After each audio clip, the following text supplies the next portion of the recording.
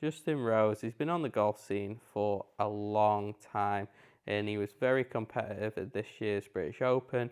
He's got a great swing and let's see how it stood the test of time since his initial introduction to the golf world in 1997.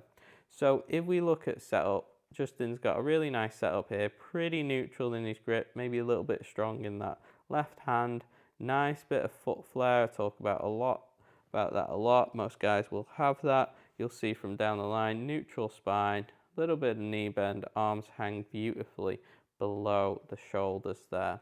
You'll notice with Justin, he's got that tilt with the driver. A little bit unusual with the head move there. Most guys would be a little bit more on an angle. You can see how that head, the gaze is sort of down this way, whereas most guys will have a little bit more tilt in the head, somewhat subtle that I've noticed there.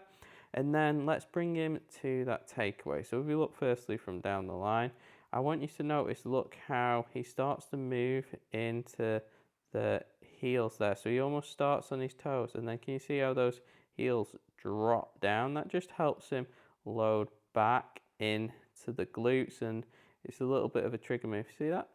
Subtle move, you can see how it moves him back. So let's get rid of those lines. Let's put him in that traditional takeaway position. You'll see there, I mean, the camera's not perfectly down the line, but it illustrates it quite nicely. You can see how that takeaway is pretty much there. One piece, club head outside the hands, club face, pretty much square to the back line.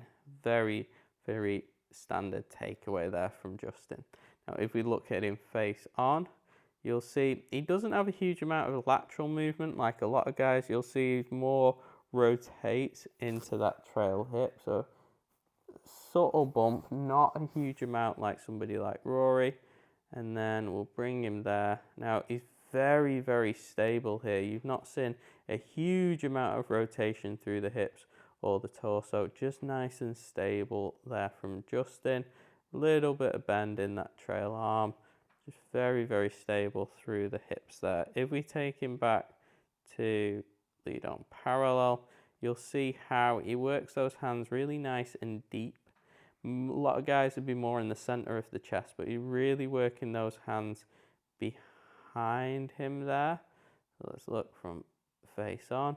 Again, look, those hips haven't rotated traditionally as much as you'd maybe see from some guys, but what you'll notice is look at those creases on his pant pocket. Although he's not really rotating his hips loads, he is rotating around this femur bone here, so he's really loading into that trail hip there. You'll see how he sets the club very nicely there. Some guys are more here, like the winner Sendr Schauffele, but Justin has a little bit more wrist set than some guys. Very, very traditional really, like 90 degrees. Like Adam Scott's more like that. A lot of the younger guys now you're seeing, they don't get as much wrist set because they really load it on the downswing. But if we bring him up to the top here, you'll see how he starts to flex that lead knee a little bit more. You can see this for me is Justin's traditional sort of position that you see. He's got quite a lot of knee flex in that lead knee. Those hands are nice and deep. That elbow, that trail elbow's a little bit lower than the left elbow here. He's got a nice deep position there. You'll see how that club face is pretty much bang on parallel to his lead arm there. Very, very neutral position from Justin. Doesn't do a lot of funky things. We'll bring him up to the top again. You're not seeing huge amounts of rotation. You can see by that lead shoulder there. Bring him up to the top. A little short of parallel. I just love that motion there. Very, very stable. Let's have a look at Justin's first move down now. So he's going to see a real drive. Look at that lead hip. Drive down. Down there. The hands sort of, he works on this a lot. His hands almost just drop. You've probably seen, there's a great video on YouTube of him just doing this motion of feeling like his hands drop and his chest stays pointing at the camera.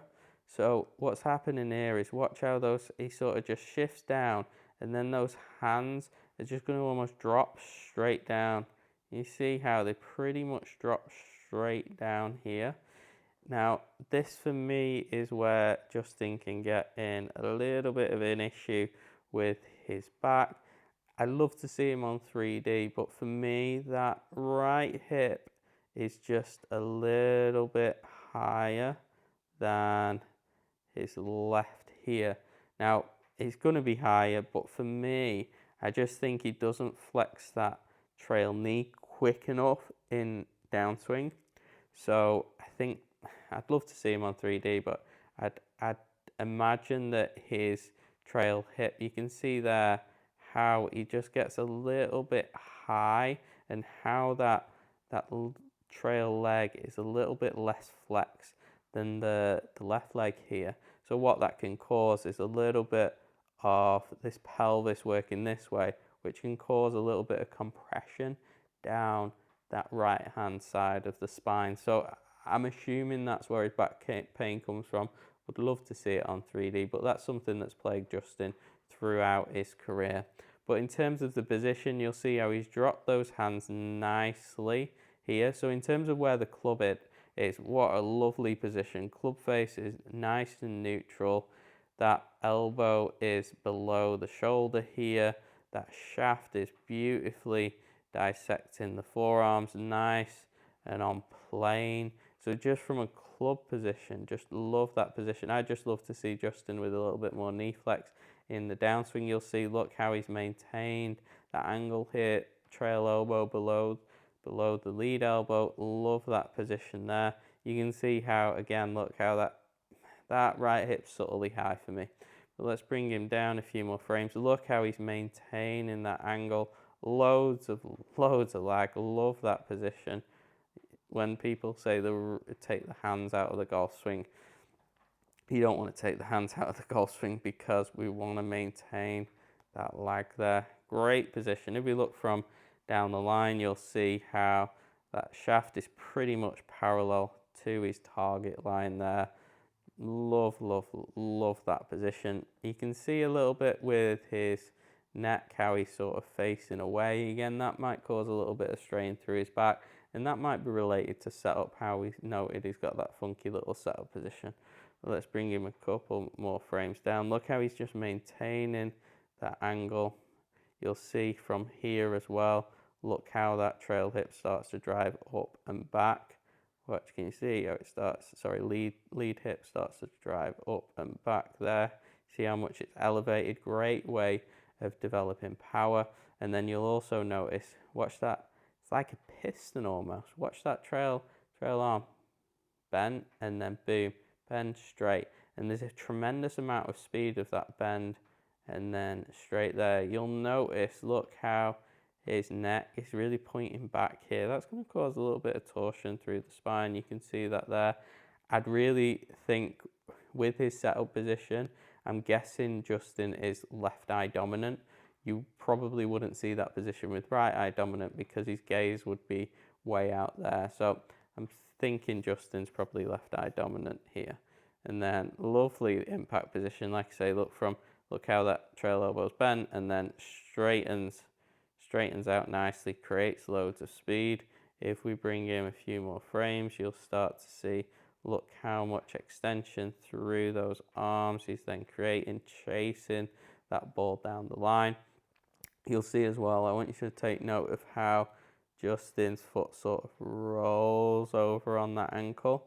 A lot of that's due to some instability through that ankle. He's very sort of fixed in that ankle position, so he has to roll that ankle over.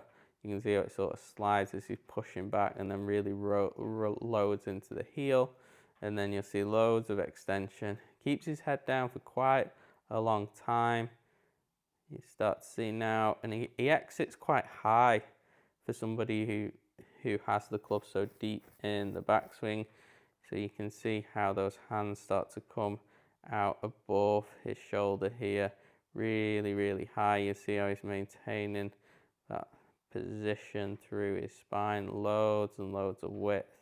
and you'll notice how Justin really holds that finish position really nicely. You can see also how much he's rolled onto that ankle. Just a great golf swing. He has had some back injuries. He's been unlucky in a couple of majors, specifically the Masters and the British Open in 2024. But he's, 43, 44. Just a great player, and he's really stood the test of time.